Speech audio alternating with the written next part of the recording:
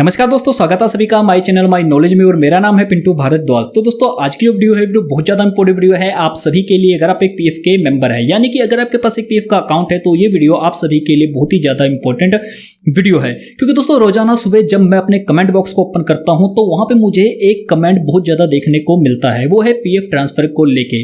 कई बार मुझसे पूछा जाता है कि सर मैं अपने पीएफ को ऑनलाइन ट्रांसफर ही नहीं कर पा रहा हूं, और कई लोग मुझसे ये पूछते हैं कि सर मैंने अपने पीएफ को ऑनलाइन ट्रांसफर करने की रिक्वेस्ट डाल दी थी लेकिन वो रिजेक्ट हो गया है। और कई बार ये कमेंट भी देखने को मिलता है कि सर मैंने अपने पीएफ को ऑनलाइन ट्रांसफर करने की रिक्वेस्ट डाली थी, वो सेटल भी हो चुका है लेकिन मेरे प्रेजेंट वाले पीएफ अकाउंट में अभी तक अमाउंट ऐड नहीं हुआ है। तो दोस्तों ये कुछ प्रॉब्लम्स है, इन प्रॉब्लम्स के बारे में आज की इस वीडियो में मैं आपके साथ बात करने वाला हूं और इसका सॉल्यूशन आपको देने वाला हूं। तो दोस्तों सबसे पहले हम उन लोगों के बारे में बात करते हैं जो या तो अपने पीएफ को ऑनलाइन अप्लाई ही नहीं कर पा रहे हैं या वो अप्लाई करते हैं तो उनका जो क्लेम है वो रिजेक्ट कर दिया जाता है। तो दोस्तों जब भी आप अपना पीएफ ऑनलाइन अप्लाई करने के लिए जाते हैं तो उससे पहले आपको कुछ पॉइंट्स का ध्यान रखना बहुत ज़्यादा जरूरी है।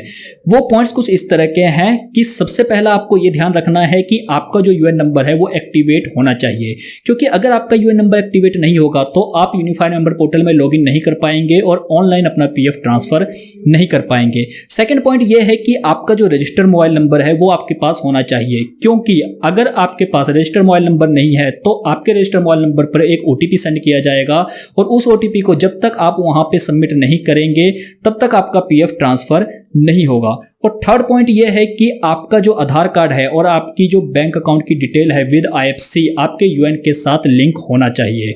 और यहाँ पे फोर्थ पॉइंट यह है कि आपकी जो केवाईसी है आपके एम्प्लॉयर द्वारा डिजिटली अप्रूव होना चाहिए। और यहाँ पे फिफ्थ पॉइंट यह है कि आपकी जो प्रीवियस कंपनी है उसमें डेट ऑफ एग्जिट अपडेट होना चाहिए। और अगर आपकी डेट ऑफ एग्जिट अपडेट नहीं है तो डेट ऑफ एग्जिट को कैसे अपडेट करते हैं इससे रिलेटेड मैंने ऑलरेडी वीडियो बनाई हुई है। साथ के साथ मैंने एक और वीडियो बनाई हुई है जिसमें मैंने आपको बताया है कि आपको डेट ऑफ एग्जिट को अपडेट करने से पहले किन किन बातों का ध्यान रखना है। इन दोनों वीडियो को आप जरूर देख लें अगर आप डेट ऑफ एग्जिट को अपडेट करना चाहते हैं। अब यहाँ पे जो 6 पॉइंट है ये बहुत ज्यादा इंपॉर्टेंट पॉइंट है।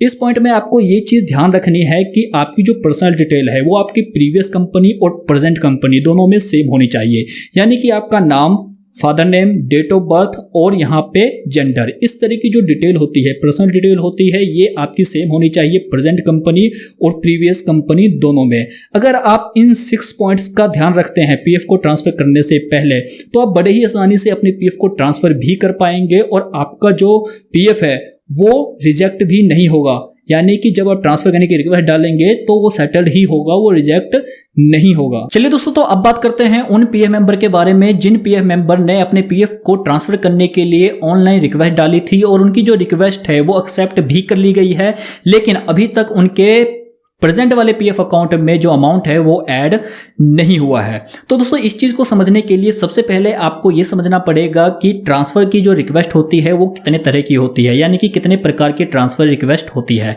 तो दोस्तों यहाँ पे 4 तरह के केस होते हैं जब आप अपने पीएफ को ऑनलाइन ट्रांसफर करते हैं। केस नंबर 1 ये हो सकता है कि आप जब भी अपने पीएफ को ऑनलाइन ट्रांसफर कर रहे हैं तो आपकी जो प्रीवियस कंपनी है और आपकी जो प्रेजेंट कंपनी है वो दोनों ही अनएग्जेप्टेड कंपनी हो। और केस नंबर 2 ऐसा सकता है कि आपकी जो प्रीवियस कंपनी है वो एक एक्सेप्टेड कंपनी है और आप जिस कंपनी में ट्रांसफर कर रहे हैं वो एक अनएक्सेप्टेड कंपनी है। और यहाँ पे थर्ड नंबर केस ऐसा हो सकता है कि आपकी जो प्रीवियस कंपनी है वो एक अनएक्सेप्टेड कंपनी थी और आपकी जो आप प्रेजेंट वाली कंपनी है वो एक एक्सेप्टेड कंपनी है। और यहाँ पे फोर्थ पॉइंट जो फोर्थ केस है वो ये हो सकता है कि आपकी प्रेजेंट और प्रीवियस दोनों ही कंपनी एक्सेप्टेड है। तो दोस्तों अगर आपको ये नहीं पता कि एक्सेप्टेड और अनएक्सेप्टेड में क्या डिफरेंस होता है तो मैं आपको सिंपल वर्ड में बता देता हूं। एक्सेप्टेड कंपनी वो कंपनी होती है जिस कंपनी में आपका पीएफ अकाउंट कंपनी खुद मैनेज करती है, और अनएक्सेप्टेड कंपनी वो कंपनी होती है जिस कंपनी में आपका पीएफ अकाउंट ईपीएफओ द्वारा मैनेज किया जाता है। तो चलिए अब हम बात करते हैं केस नंबर 1 के बारे में, जिसमें आपकी प्रीवियस और प्रेजेंट दोनों कंपनी अनएक्सेप्टेड है, यानी कि दोनों कंपनी का पीएफ ईपीएफओ द्वारा ही मैनेज किया जा रहा है। तो ऐसे में आप सिंपली क्या करेंगे, ऑनलाइन प्रोसेस यूज करेंगे अपने पीएफ को ट्रांसफर करने करने के लिए, और पूरा प्रोसेस करने के बाद आपको कोई भी फॉर्म डाउनलोड नहीं करना है और ना ही कहीं पे भेजना है। आप सिंपली ऑनलाइन अप्लाई करेंगे और आपका जो पीएफ है वो बड़े ही आसानी से अनएक्सेप्टेड से अनएक्सेप्टेड कंपनी में ट्रांसफर हो जाएगा। अब बात करते हैं केस नंबर 2 के बारे में, जिसमें हमारी प्रीवियस कंपनी एक एक्सेप्टेड कंपनी थी और प्रेजेंट वाली जो कंपनी है वो अनएक्सेप्टेड कंपनी है। तो ऐसे में हमें क्या करना चाहिए? ऐसे में भी हम जो पीएफ जो ट्रांसफर करेंगे वो ऑनलाइन ही करेंगे, लेकिन पूरा प्रोसेस करने के बाद हमें कुछ स्टेप और करने हैं। वो स्टेप ये है कि जब हम अपने पीएफ को ऑनलाइन ट्रांसफर करने के लिए फॉर्म फिल करके ओटीपी सबमिट कर देते हैं, तब हमारे पास एक वहां पे फॉर्म नंबर 13 प्रिंटेबल आता है। उस फॉर्म को हम सिंपली वहां से डाउनलोड करेंगे और उस फॉर्म पे हमने क्या करना है, हमने साइन करना है। और साइन करने के बाद उसके साथ हमने अपना आधार कार्ड और अपना पैन कार्ड लगाना है, और साथ में अगर आप चाहते हैं तो अपनी चेक या आप अपनी पासबुक लगा सकते हैं। उसको लगाने के बाद आपको फॉर्म नंबर 13 पे ही आपको दोनों कंपनी के एड्रेस मिल जाएंगे। आपने उस फॉर्म को उस कंपनी के एड्रेस पे सेंड करना है जिस कंपनी को आपने ऑनलाइन ट्रांसफर करने के लिए सिलेक्ट किया था। यानी कि जब आप ऑनलाइन ट्रांसफर करते हैं तो वहां पे आपको 2 ऑप्शन आते हैं, आप प्रीवियस या प्रेजेंट दोनों में से कोई भी कंपनी सेलेक्ट कर सकते हैं जिसको भी आप ट्रांसफर की रिक्वेस्ट डालना चाहते हैं। जो कंपनी आप उस टाइम वहां सेलेक्ट करते हैं उसी कंपनी के एड्रेस पे आप इस फॉर्म को कोरियर करेंगे। वो एड्रेस आपको उस फॉर्म के ऊपर ही मिल जाएगा। कोरियर करने के बाद आप स्कैन करके भी एक उनको मेल कर दे। ये आप छोटा सा काम कर देंगे तो आपका जो पीएफ है बड़े ही आसानी से ट्रांसफर हो जाएगा। अब बात करते हैं केस नंबर 3 के बारे में। केस नंबर 3 में हमारी जो प्रीवियस कंपनी है वो अनएक्सेप्टेड कंपनी है और जो प्रेजेंट वाली है वो एक्सेप्टेड कंपनी है। तो ऐसे में भी आपने ऑनलाइन प्रोसेस ही यूज करना है। सारा कुछ करने के बाद आपको इसमें भी कुछ करने की जरूरत नहीं है, आपको कोई भी फॉर्म कहीं भी सेंड करने की जरूरत नहीं है। अब बात करते हैं केस नंबर 4 के बारे में। केस नंबर 4 में क्या होता है कि हमारी जो प्रीवियस कंपनी और प्रेजेंट कंपनी दोनों कंपनी ही एक्सेप्टेड होती है। इस केस में क्या होता है कि हमारा ईपीएफओ का कोई भी रोल नहीं होता है।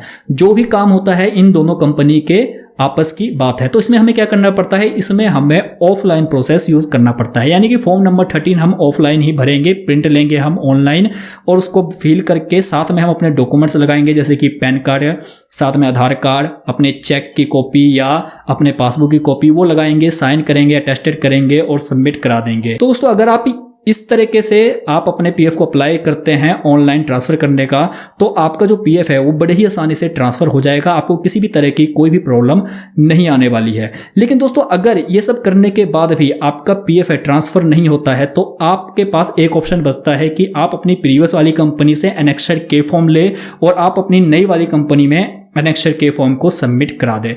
एनेक्सर के फॉर्म होता क्या है वो मैं आपको बता देता हूं। एनेक्सर के फॉर्म में सिंपली आपकी कुछ डिटेल होती है, आपकी ज्वाइनिंग डेट होती है, आपकी एग्जिट डेट होती है यानी कि आपकी सर्विस हिस्ट्री होती है, और आपका कितना पीएफ बना है विद इंटरेस्ट ये भी उसमें लिखा होता है।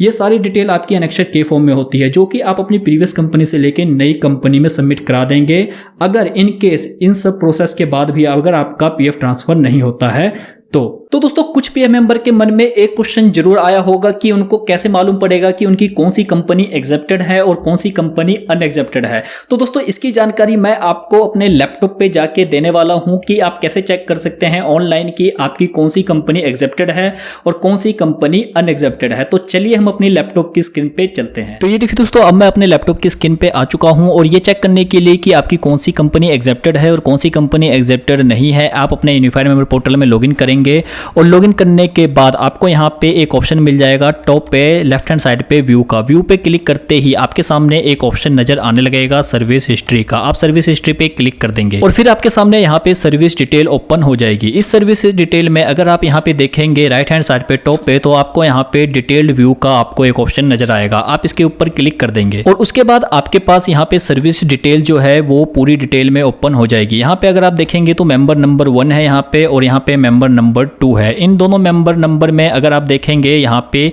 पीएफ एग्जेप्शन में यहाँ पे एग्जेप्टर लिखा हुआ है, एक में लिखा हुआ है पीएफ एग्जेप्शन में से अननोन। तो यहाँ पे जिसमें अननोन लिखा हुआ है वो आपकी अनएग्जेप्टेड कंपनी होएगी, जिसमें एग्जेप्टर लिखा हुआ है वो आपकी एग्जेप्टेड कंपनी होएगी। तो इस तरीके से आप चेक कर सकते हैं ऑनलाइन खुद से। हेलो दोस्तों, तो अगर आपको ये भी जानना है कि हम अपने पीएफ को ऑनलाइन कैसे ट्रांसफर कर सकते हैं तो इससे रिलेटेड मैं ऑलरेडी वीडियो बना चुका हूं। इस वीडियो को आप जरूर जाके देखिए क्योंकि स्टेप बाय स्टेप सारा कुछ मैंने इस वीडियो में बताया हुआ है। तो दोस्तों इस वीडियो में इतना ही है। और अगर आपको ये वीडियो अच्छी लगी तो प्लीज़ वीडियो लाइक करिए और अपने फ्रेंड के साथ शेयर करिए और मेरे चैनल को सब्सक्राइब करना मत भूलिए। धन्यवाद दोस्तों, जय हिंद।